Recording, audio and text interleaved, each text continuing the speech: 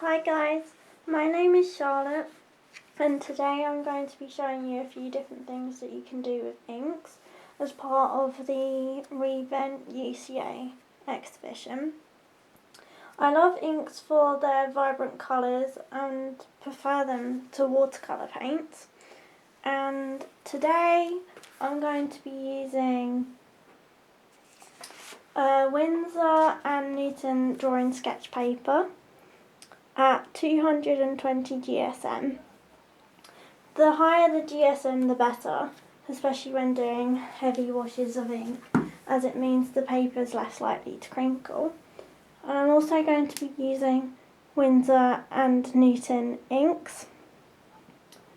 And the first thing I'm going to show you today is just applying a wash of water and letting the ink bleed into it, so it's really simple. So I'll just apply lots of water down on the paper. The more the better, really.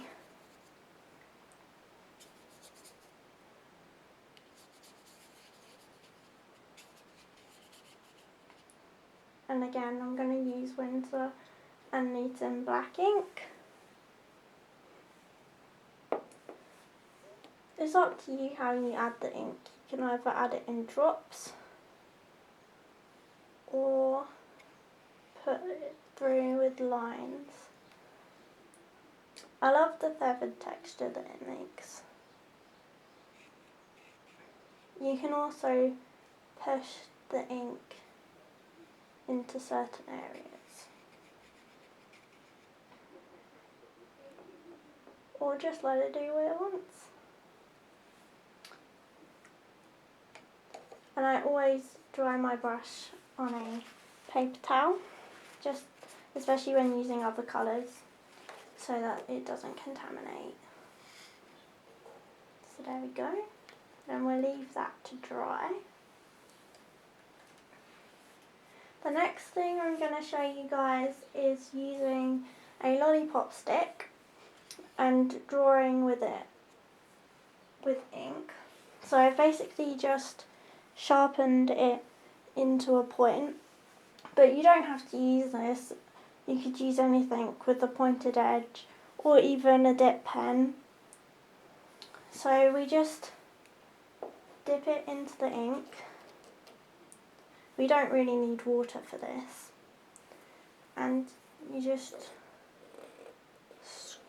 draw whatever you want. I like the scratchy texture it creates.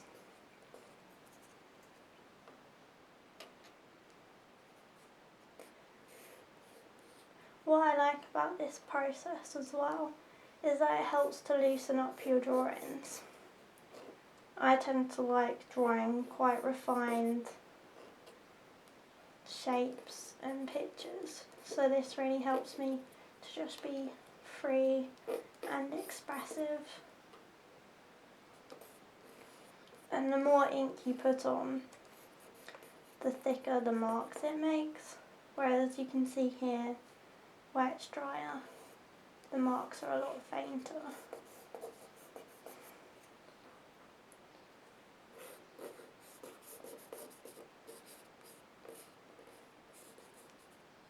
The outcome can also be quite unexpected, especially because you're not planning it out beforehand.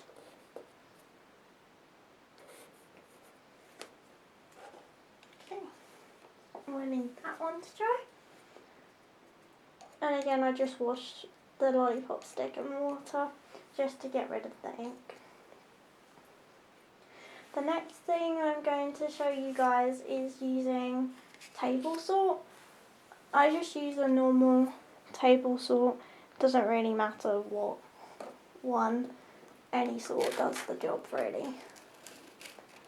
So again, I'm going to put down lots of water and ink, and I'm going to use blue, Winsor and Newton ink, and the dark blue calligraphy ink just to add some different colours and tones.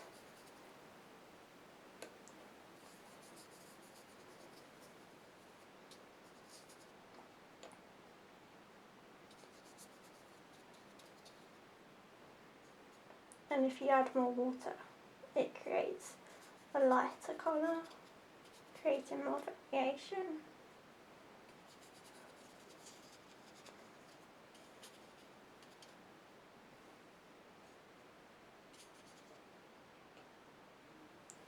I find that darker colours work better with this process as it shows up the feathered effect of the salt better. It's also important to put lots of ink down and put the salt on as quickly as possible before it dries.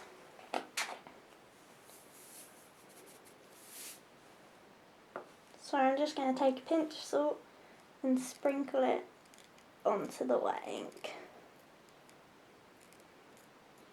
It's up to you how much you put down or how little, or if you want it in a concentrated area. It creates quite a supple texture that you can't really see that clearly.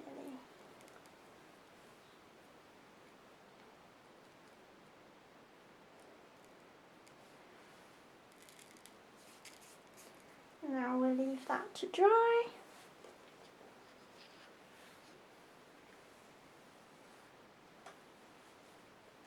So the next technique I'm going to show you guys is using cling film. I just used normal cling film that you get in the shop. Doesn't really matter what brand or whatever you use. For this I'm going to use Winsor and Newton Sunshine and Yellow and Winsor and Newton Red Calligraphy ink. Like with the ink, I'm going to apply a wash of colour.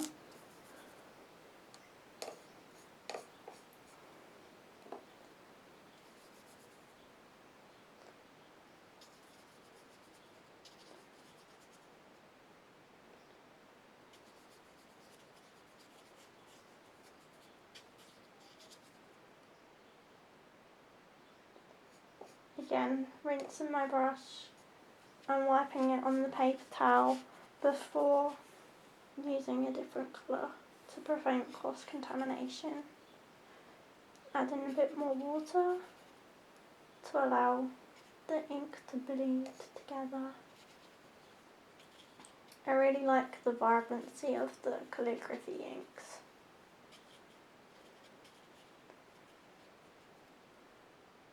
Again, it's better if you apply lots of ink for this process because then the marks that the cling film creates stands out better. It's also important to do it as quickly as possible, so then it shows up, because obviously if it dries it's not going to create texture. You can create lots of different textures with cling film and you can manipulate it and push the ink into each other.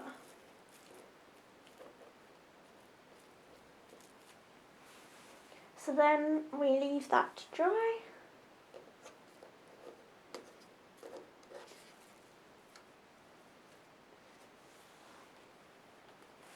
And then the last thing I'm going to show you guys is using ink and bleach. For this one I'm going to use Parker Quink ink, but any ink works with bleach. I just use that one because it has stronger colours. So I'm going to have 1 cup of water and in the other cup there is some bleach. So first of all I'm going to apply the ink.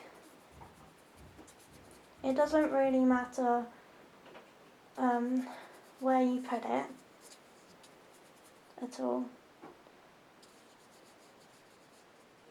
There's 2 different techniques you can use with this as well.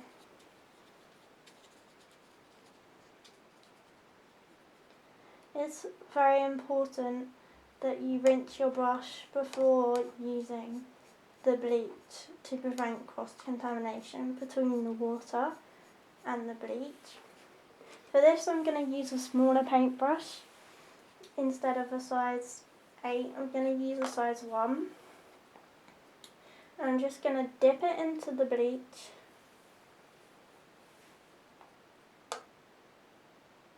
And then put blobs into the ink.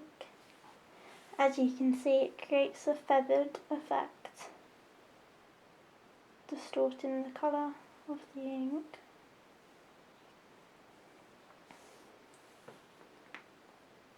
I like the effect this creates. Kind of makes it look like a pebble.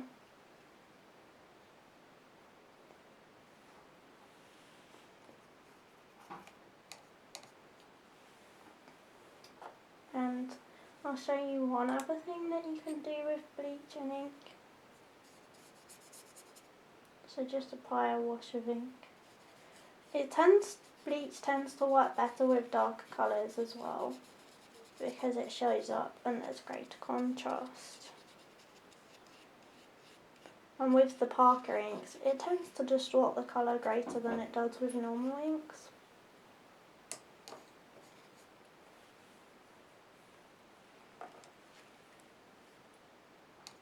So I'm just going to dip my paintbrush into the bleach again, like so. If you find that the bleach is kind of too thick, I sometimes add a little bit of water just to make it a little bit more runny. And then I'm going to take my finger and flick the bleach onto the ink.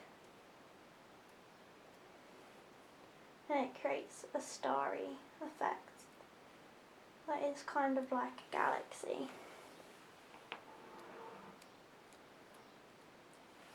Again, rinsing my brush.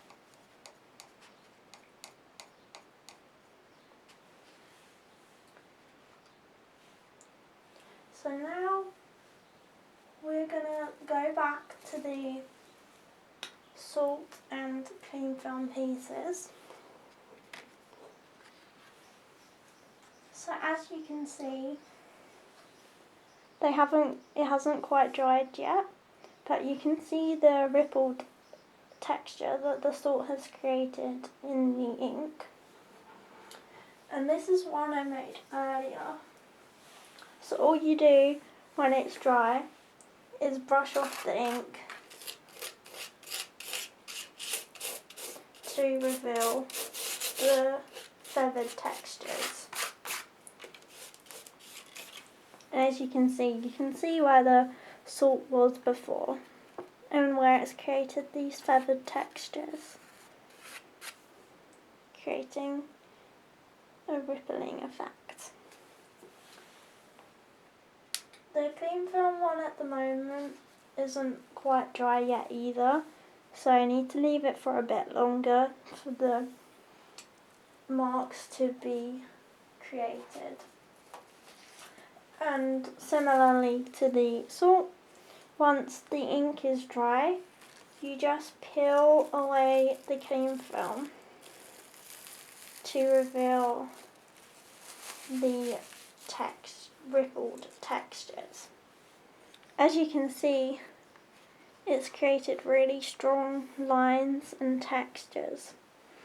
I really like this texture as well because it kind of makes it have a crumpled look, and it's kind of good for creating leaves and layering them upon one another.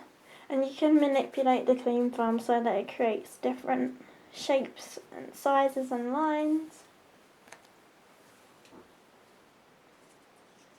So the sort of things that I've used ink for include using a sponge to create this texture, and in order to create these trees I used water and ink like I used for the first tutorial, and then I applied the water and the ink really loosely and then cut out the shape of the trees, layering them upon one another.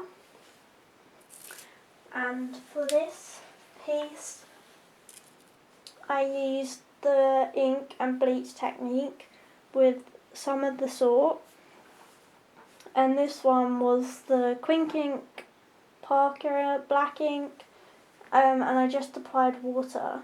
So as you can see with the Parker ink, it doesn't behave like a normal black ink would. It creates these golden, blue, grey textures that I really like, especially when it comes to creating mountains. So that's some things that you can do with ink, and it looks like the ink with water is nearly dry now, so that's something. So these, you can combine all of these textures and techniques in lots of different ways